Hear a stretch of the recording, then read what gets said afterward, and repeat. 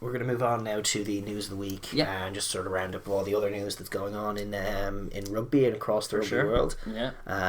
We're going to start with the Nations Cup, which we hadn't really touched on. Yeah. That I'm sort of 1 foot in and 1 foot out. It's bizarre. It is weird. And they're not, even the teams involved, there's 4 teams in it. Another Argentina 15. I'm not sure, is it the same one or is it a different one? Given the fact that they lost to Russia, I'm going to go for a different one. Yeah. And then Russia and Namibia and Uruguay.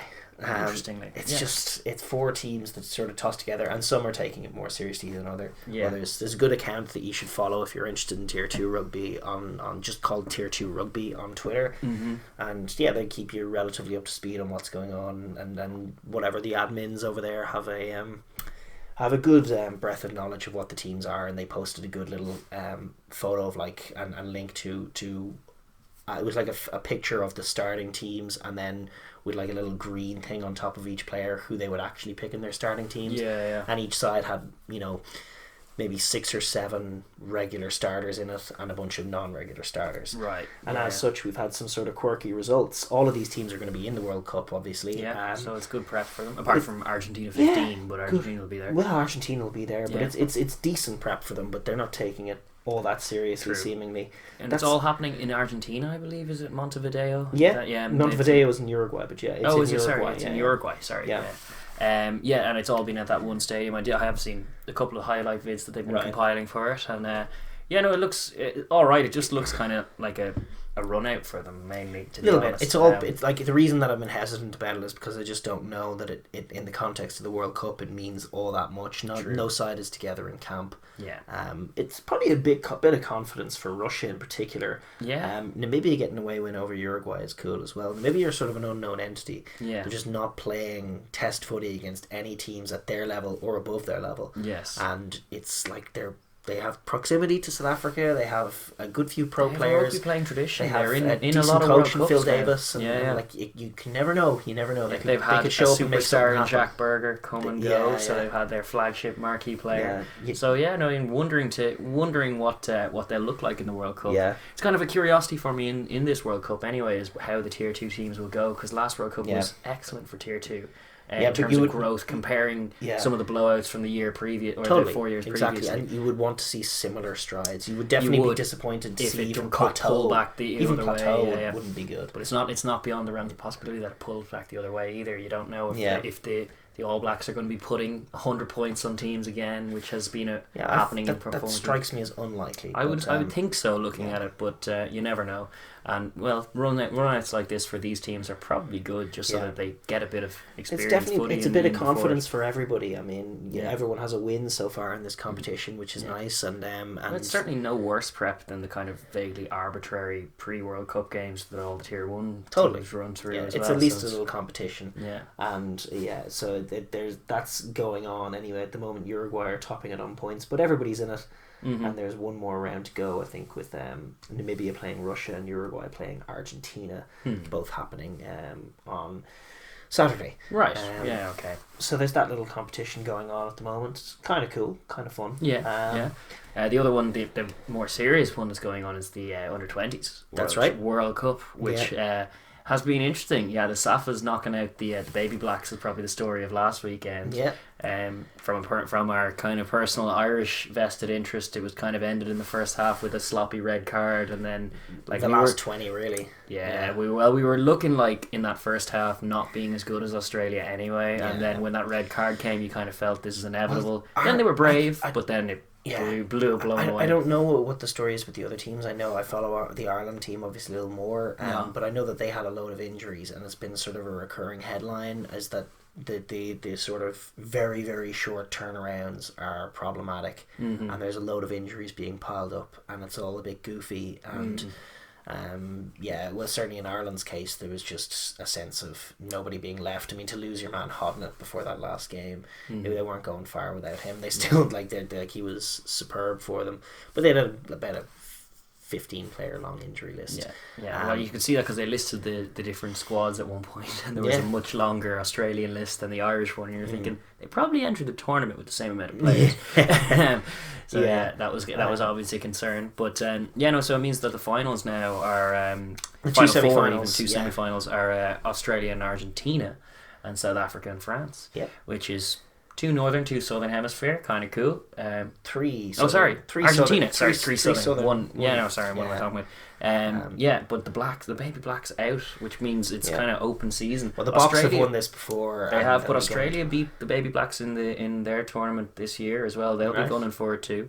I kind of fancy that to be the final. Although you never put it past France and French youngsters to do something annoying and spoil the party. Great for Argentina after that shock loss in the opening day to get it done. True as well. Yeah. That's a good story. In fact, actually, how they managed to get through, but then you can't write them off. Absolutely. Especially in World Cups. I'm done underestimating Argentina in They're going to win the thing. They probably are, in both fact. of them. So that's the Junior World Cup is going on, and there's obviously tiered competitions below that the All Blacks will be, or the Baby Blacks will be reaping their revenge on opponents to come and finishing fifth, no doubt. But so that's going on at the moment. The big thing about it, obviously, you're just watching it for your own nation. You're really just watching and scouting for talent. And also just the competition would probably be improved by being lengthened. A little bit. I think there's definitely money to be made, and there's definitely reasons that they want it compact. But at the end of the day, this is a rugby, and you can't work around the physical toll that a game of rugby takes on you. It's not a game of football. You can't have 3 and 4 day turnarounds. You can't be doing Tuesdays and Saturdays and Wednesdays, and it's just killing your body. It's true. You need recovery, and considering the amount of science and kind of like the amount of stuff that goes into that when you're at the professional level, you look like certainly close with us. We have Leinster Rugby, and they're just on the ball with all of that. Their rest and recovery is literally state of the art and top notch. And it has to be done. There's no there's active rest has to be a part of these athletes' kind of schedule in a week, and to be overlooking that leads to just too many injuries, which is a little bit of a black mark on what is otherwise a great tournament, and always is. Totally. And to that end as well, spotted a few talented youngsters in Ireland jerseys. Was impressed with Healy, the substitute 10. Was impressed with Hodnett, the 7, then come 8. Few class good, player. Few good looks. I was impressed with the 12 as well, the Northern Irish fella. Scored a lovely solo try against the Aussies at one point. That was right. It was an excellent try. Before the floodgates opened and we started just leaking tries. But I think we'll probably move on then to across the Atlantic Ocean to Major League Rugby. It's the Major League. We haven't covered it, obviously. It's so tough to cover all the leagues. This is the great professional league. I think it's a class thing. I think it's is this the first or second season? Second season. But it's huge. It's massive for all of the tier 2 nations in and around America, so USA, Canada, Uruguay, Brazil. It's huge for those teams because it gives them a pool of professional players to play from. You have 9 professional teams playing out professional rugby in a league across a long regular season, and I haven't obviously been able to watch as much of it as I would have hoped. In fact, I would have liked to see the New York what's the name of that team? New York United, is it, or something like that? New York Rugby United. New York. Lost out to the San Diego Legion. It was a very close game, and we're invested in New York because our old Cathal Marsh, a favourite of ours in Leinster, is playing for them alongside Ben Foden. Blast from the past. Indeed, and Matthew Bastro going there next year. But the final this year is going to be between the Seattle Sea Wolves as opposed to Seahawks. And the San Diego Legion, who topped the table.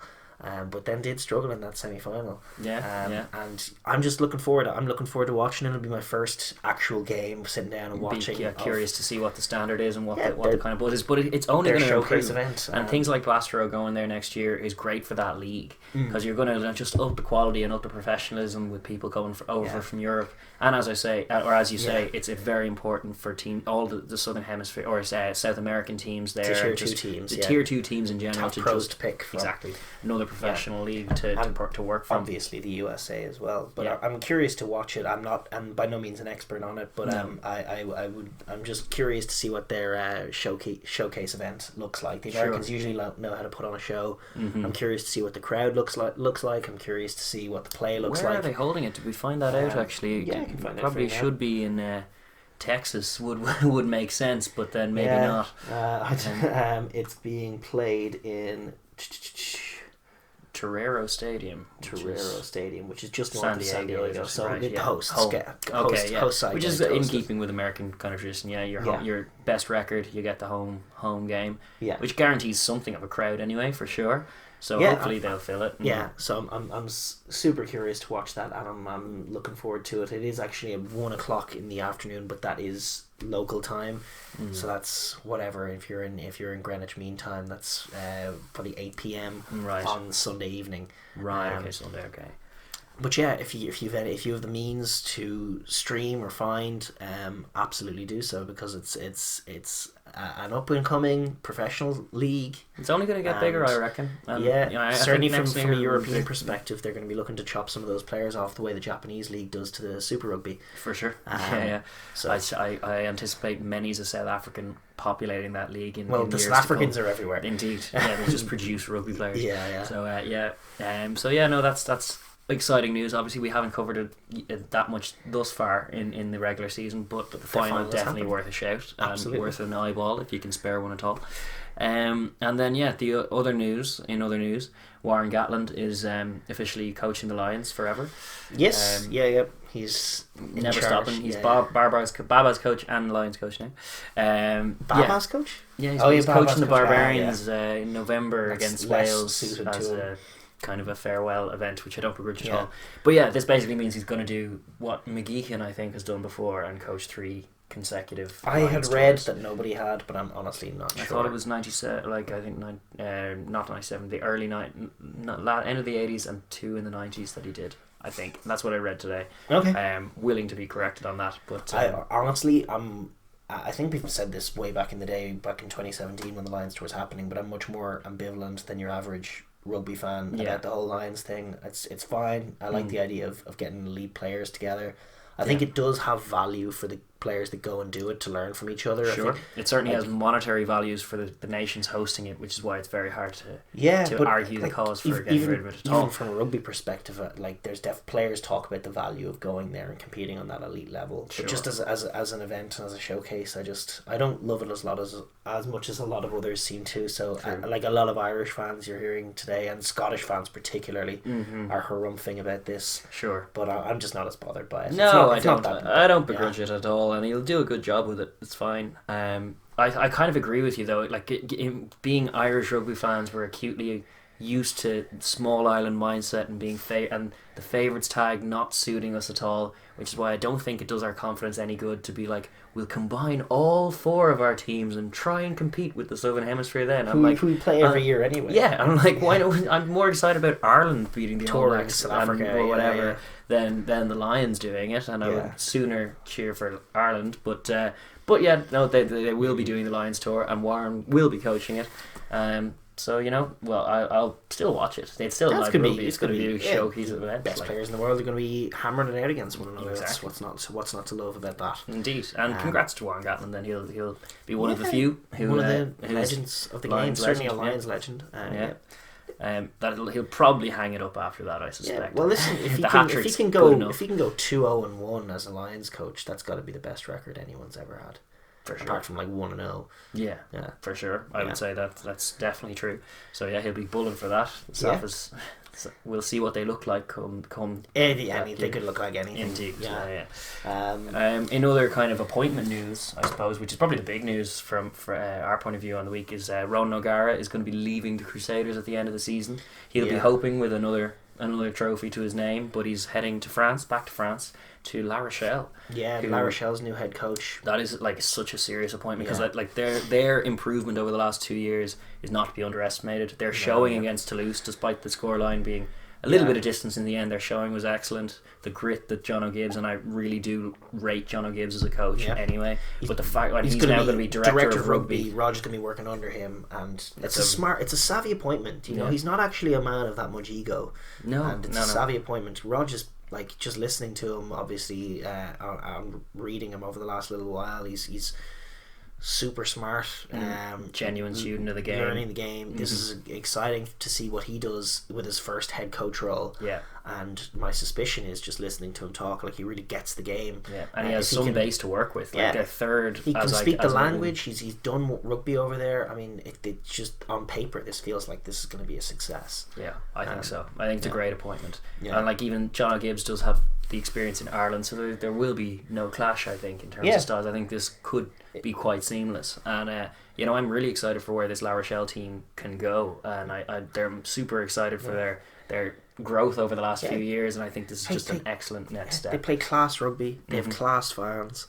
They're great players, and they're on the up and up. They take Europe seriously. They do. It's just nothing. It's everything that's right. Again, it's everything that's right about French rugby. This is another positive French rugby story. For sure. A couple of years ago, you wouldn't have believed all this positivity coming out of French rugby, but it's there, and I'm telling you, it's going to tell on an international level. Stage. It must. It's you would think tell. It must. It's definitely going to tell. Everyone thinks France is just France. There's sometimes good. There's sometimes like something is brewing in France. Well, considering something very good is brewing kind of in France. When France fell off in terms of their Six Nations showings, it had to do with things like Toulon buying a load of players, no French players being able to get into French teams. Things like Toulon had was it Fiku that they let go because they had no place for him in the team?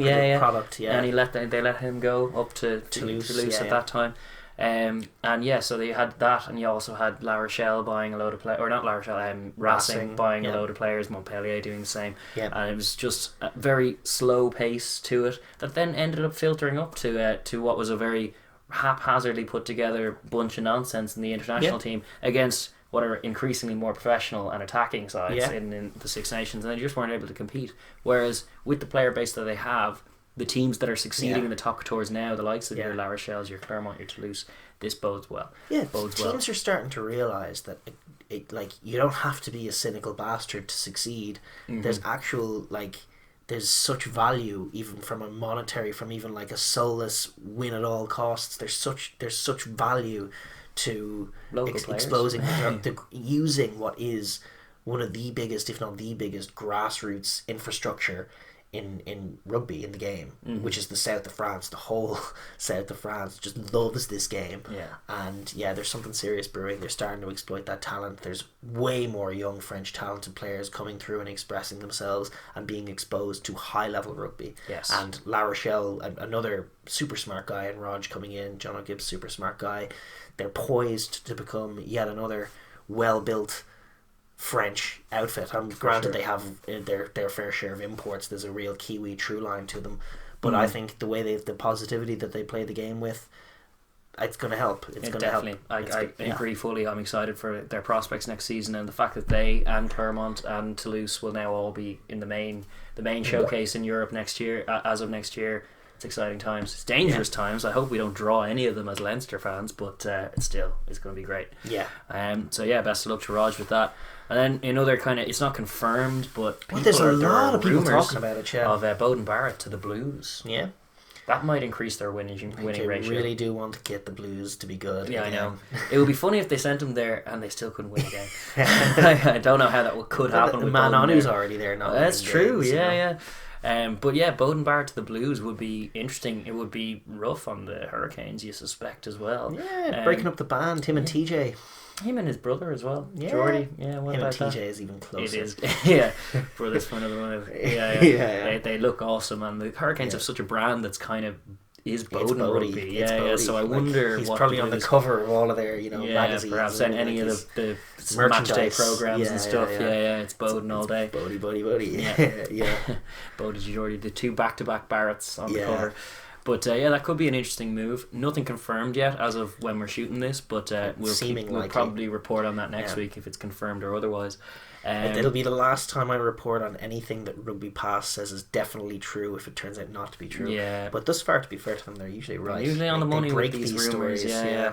And then in other news closer to home, more travesty for London Irish as yet another sponsor, probably a bigger one. This over the last week, Cash Converters have pulled, which is rather funny because they're quite a cynical company anyway, and they pulled out. Ethically, they just couldn't in good conscience sponsor a team with Paddy Jackson in it, which is interesting enough. But then more like Diageo being a massive Irish company, they had much more reason to find that a ridiculous signing, and they have also pulled their sponsorship. So there's a dangerous precedent already being set for London Irish, and considering the amount of spending they've done, if there are one or two more of these sponsors to pull, that could be really dangerous for them next year. If the financial kind of framework is to fall out of the bottom of this this project, then that's really bad news for them. There's no question that London Irish are quietly, while everyone's chatting about them, they're quietly getting some pretty serious stuff wrong. Yeah, that's true. The signing of Paddy Jackson was always a curious one. I mean, it was evidence of a little bit of hubris on his part that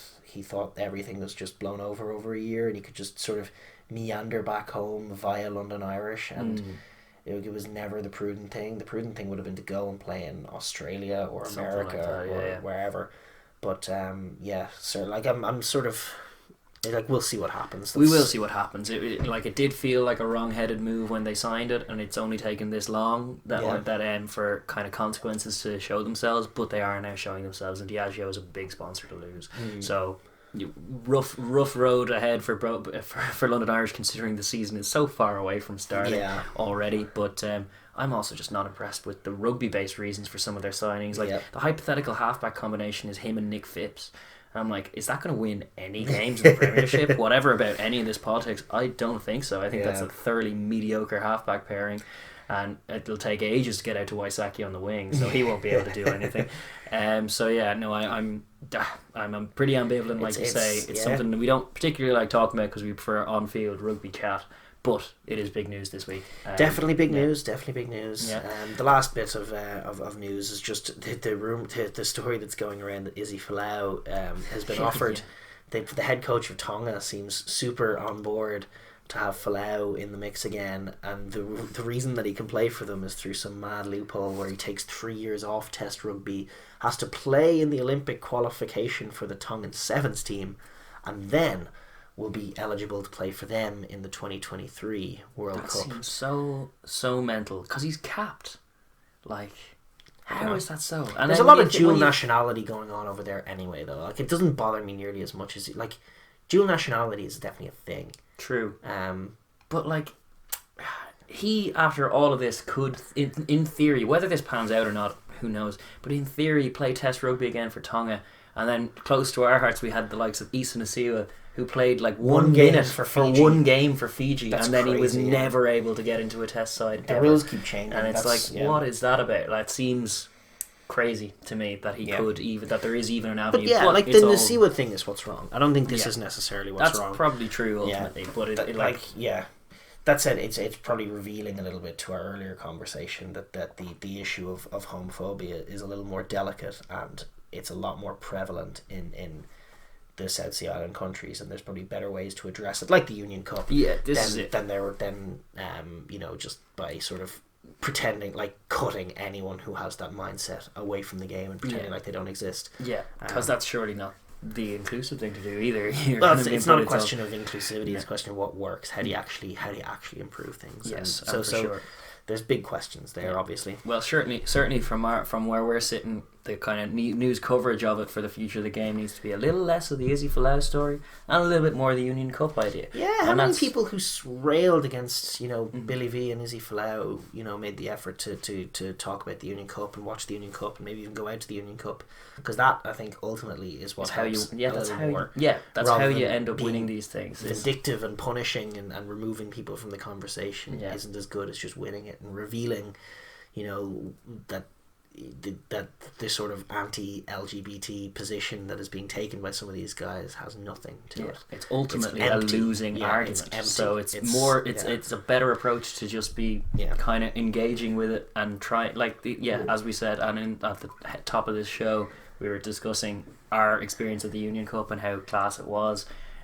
You're thoroughly excited for it, and 2 years time thinking about going to Birmingham to do it. Yeah, never know. And this is like all about what rugby is about. They have so many overlapping kind of qualities, both of those cultures, communities and cultures, that it's natural enough for them to meld together in a tournament like that. And it's through events like that and through the moulding of these cultures and ideas that the degree to which the South Sea Island guys, who all do hold these strong religious beliefs, but the degree to which they travel and experience these things, attitudes will change. As more and more LGBT people get brought into the game and incorporated into the game, and hopefully we'll see that increase, the rate at which that's happening increase, and then attitudes will change, because ultimately there's just wholesome, good people playing and loving the game for the same reasons you do become very difficult to hate when you meet them face to face. Precisely right.